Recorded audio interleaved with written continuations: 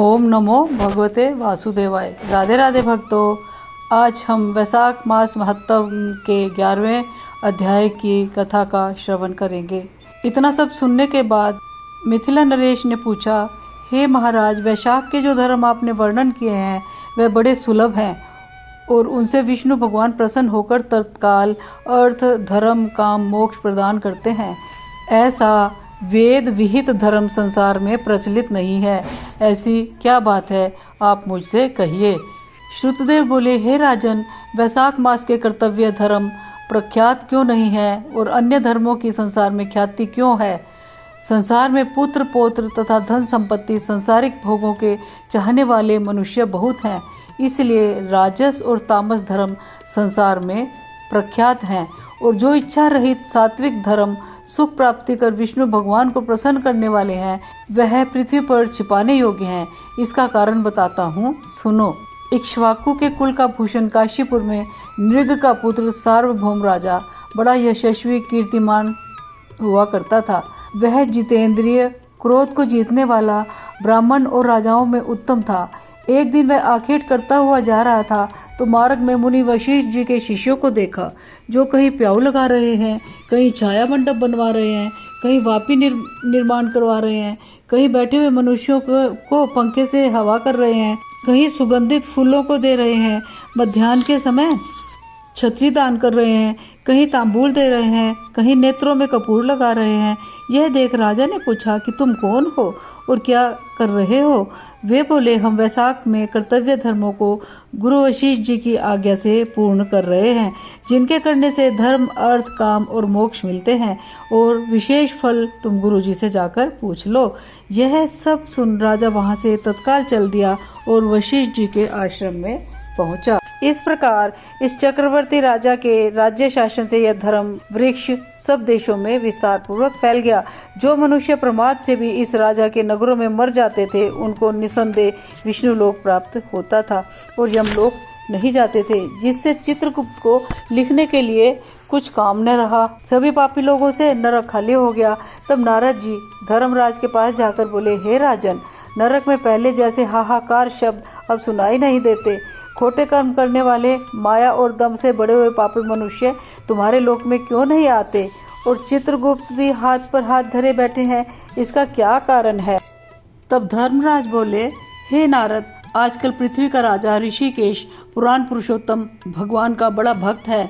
उसने अपने देश भर में मुनादी करा दी है कि सब छोटे बड़े बूढ़े मेष की संक्रांति में मेष मास के धर्म का पालन करें। उल्लंघन करने पर दंड के भागी होंगे, जिसके भय से वहाँ की प्रजा के लोग वैशाख के धर्मों का पालन करते हैं। इस कारण उनको मेरा लोक में आने का मार्ग बंद हो गया है और सब ब्रह्म हत्या आदि पापों से छूटकर सीधे विष्णु पद को प्राप्त होते हैं। इसलिए मैं उस महाबली से युद्ध कर उसे मारूंगा। यदि वह मुझसे न मरेगा तो मैं ब्रह्मा जी के पास जा उनसे सब निवेदन कर स्वस्थ हो जाऊंगा। इस प्रकार नारद जी से सलाह कर मृत्यु, रोग, जरा आदि सेवकों तथा 50 कोटि यमदूतों को ले स्वयं यमराज दंड उठा भैंसा पर चढ़ पृथ्वी पर आए और शीघ्र ही उस राजा की पुरी को घेर लिया और महाशंखनाद करने लगे। जब राजा ने यह सुना कि यम ने मेरी नगरी पूरी घेर ली है, तब अत्यंत क्रोध कर राजा अपनी सारी सेना सजा नगर से बाहर आया। दोनों में घोर युद्ध हुआ। राजा ने यम की सारी सेना आदि को जीतकर क्षण भर में भगा दिया, जिससे क्रोध कर यमराज ने अपने अनेकों बाण चलाए और ढाल तलवार उठाकर राजा को मारने लगा। तब राजा ने 3 बाणों से यमराज के धनुष, ढाल, तलवार आदि सब काटकर गिरा दिए और एक तीक्ष्ण बाण यमराज के मस्तक में मारा। तब यम ने क्रोध कर अपना दंड उठाया और उसको ब्रह्मास्त्र से अभिमंत्रित कर राजा के ऊपर छोड़ दिया। यह देख विष्णु भगवान ने अपने भक्त की रक्षा के लिए सुदर्शन चक्र छोड़ा, जो रण में आ ब्रह्मास्त्र का निवारण कर यम को मारने को उद्यत हुआ। तब राजा सुदर्शन चक्र को नमस्कार कर स्तुति कर कहने लगा कि इस यम की रक्षा करिए। तब सुदर्शन चक्र राजा की स्तुति करने पर वैकुंठ को चला गया और यम बहुत उदास हो ब्रह्मा जी के पास गया, जहाँ लोकपाल और दिक्पाल बैठे उपासना कर रहे थे। उसने देखा चारों इतिहास पुराण शरीर धारण करे खड़े हैं, नदी सरोवर मूर्तिमान विराजमान है, पीपल आदि सभी वृक्ष खड़े हैं, वापी, कुआं, तालाब और पर्वत सब मूर्तिमान है।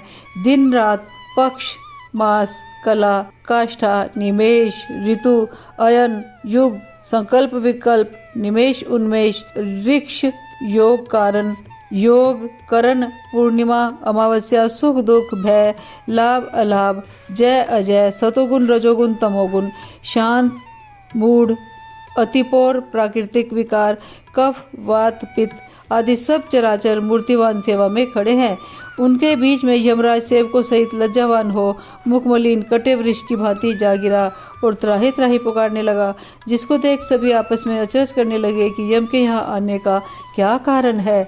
जिस यम को काम से क्षण भर भी अवकाश नहीं मिलता है, जिसके वस्त्र फट रहे हैं, चित्रगुप्त भी इसके पीछे पीछे ही आया है। यमराज कहने लगा, हे कमलासन, मेरी प्रतिष्ठा भंग हो गई, मुझे खूब पीटा है, मेरे वस्त्र आदि छीन लिए हैं, आपके होते हुए मेरी यह दुर्गति हुई है। यह सुन सभा में बड़ा भारी कोलाहल हुआ।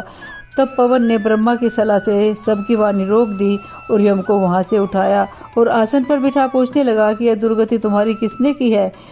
तो कुशकेतु, जो सबके पिता हैं, उनके सामने अपना वृतांत कह, वे तुम्हारे हृदयस्थ दुख को दूर करेंगे।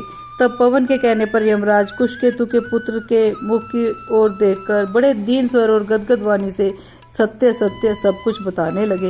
वैशाख मास महत्तम कथा का 11वां अध्याय संपूर्ण हुआ।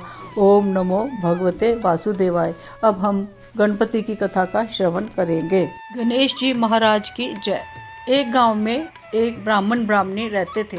ब्राह्मण नित्य प्रति गंगा जी में स्नान करके आता और अपने घर आकर गणेश जी की पूजा किया करता था। उसकी पत्नी गणेश जी की पूजा नहीं करती थी और उसे ब्राह्मण देव का भी पूजा पाठ में इतना समय लगाना अच्छा नहीं लगता था।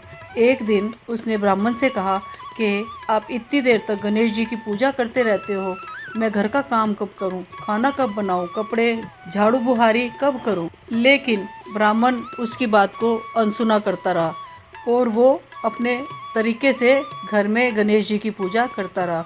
एक दिन जब ब्राह्मण गंगा स्नान के लिए गया हुआ था तो ब्राह्मणी ने गणेश जी की मूर्ति को कहीं पे छुपा दिया। ब्राह्मण स्नान करके घर आया तो अपनी पत्नी से पूछा कि मेरी गणेश जी की मूर्ति कहाँ गई।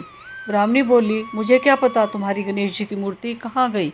इस पर ब्राह्मण बोला कि मैं तो गणेश जी की पूजा करे बिना कुछ भी खाना पीना नहीं खाऊंगा। ब्राह्मणी ने उसे बहुत समझाया कि कोई बात नहीं, पूजा नहीं हुई तो आप खाना खा लो, लेकिन ब्राह्मण नहीं माना और वो रोने लगा कि मेरी गणपति की मूर्ति कहाँ चली गई।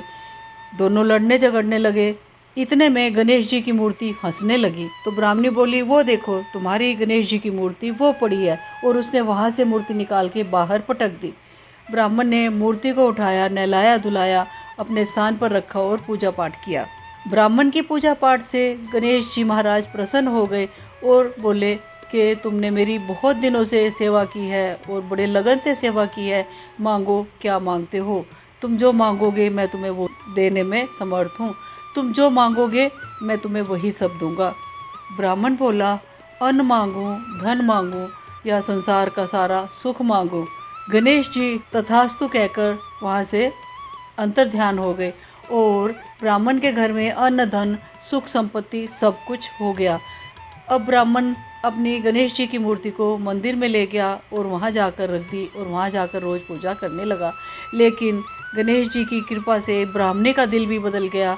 इतना अन्न धन होने के बाद ब्राह्मणी ने ब्राह्मण को कह के मूर्ति अपने घर में वापस मंगवा ली और दोनों गणेश जी की पूजा करने लगे। हे गणेश देवता, जैसे उस ब्राह्मण ब्राह्मणी को सब कुछ दिया वैसे हमें भी देना। जो कोई इस कथा को सुन रहा हो, हंकारे भर रहा हो, उन सबको भी देना। बोलो गणेश जी महाराज की जय।